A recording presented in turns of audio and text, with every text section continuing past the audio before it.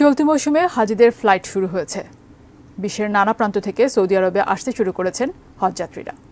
এর মধ্যে জটিল রোগে আক্রান্ত হজযাত্রীদের জন্য বিশেষ নির্দেশনা দিয়েছে সৌদি আরব। বিস্তারিত শেখ ফরিদের রিপোর্টে।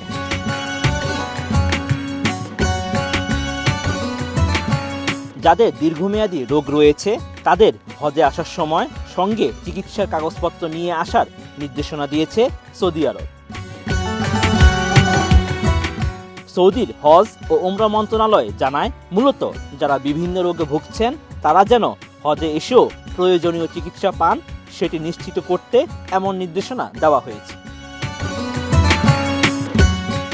সামাজিক যোগাযোগ মাধ্যম এক্সে হজ মন্ত্রণালয় জানিয়েছে, হাজিরা কেউ যদি এমন কোনো ধরনের অসুস্থতায় ভোগেন যার জন্য বিশেষ চিকিৎসার প্রয়োজন হতে পারে এবং নির্দিষ্ট ঔষধ ও চিকিৎসা সরঞ্জাম ব্যবহার করেন, তাহলে আসা এবং যাওয়ার সময় সেই সেবার কাগজপত্র এবং চিকিৎসকের পরামর্শপত্র আনতে হবে। বিদেশি যাত্রীরা আসার আগে নিসেরিয়া মেনিনজিটিস ভ্যাকসিন নিতে হবে এবং নিজ দেশের ছাড়পত্র থাকতে হবে। এছাড়া স্বাস্থ্য ও নিরাপত্তা প্রচেষ্টার অংশ হিসেবে তাদের অবশ্যই পোলিও, কোভিড-19 এবং মৌসুমি ফ্লুর টিকা দিতে হবে। হজ মন্ত্রণালয় আরও জানায়, প্রাথমিক স্বাস্থ্যসেবা কেন্দ্রগুলোতে টিকা পাওয়া যাবে, তবে মক্কায় আসার আগে স্বাস্থ্য মন্ত্রণালয় সেহাতি অ্যাপে নিবন্ধন বাধ্যতামূলক করা হয়েছে।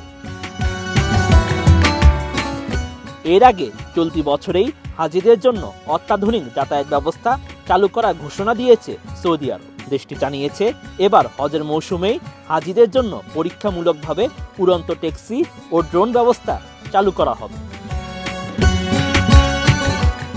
এ বিষয়ে সৌদি আরবের পরিবহন ও লজিস্টিক মন্ত্রী সালেহ আল জাসের জানিয়েছেন, উড়ন্ত ট্যাক্সি অত্যন্ত উন্নত পরিবহন ব্যবস্থার প্রতিনিধিত্ব করে। আসন্ন বছরগুলোতে সর্বোত্তম সেবা দেওয়ার জন্য পরিবহন সেক্টরে অনেক বিশেষায়িত সংস্থার মধ্যে প্রতিযোগিতা চলছে। সৌদি আরব হজ যাত্রীদের ভ্রমণের সুবিধার্থে এই বছরের হজ মৌসুমে আরও দ্রুত এবং নির্বিঘ্ন করতে উন্নত প্রযুক্তি এবং পরিবহন ব্যবস্থা চালুর জন্য প্রস্তুতি নিচ্ছে। এগুলোর সুবিধা নেওয়ার জন্য তাদের অবশ্যই এগিয়ে থাকতে হবে বলে মন্তব্য করেছেন পরিবহন মন্ত্রী Saleh Al Jasser. Sheikh Farid, ATN news.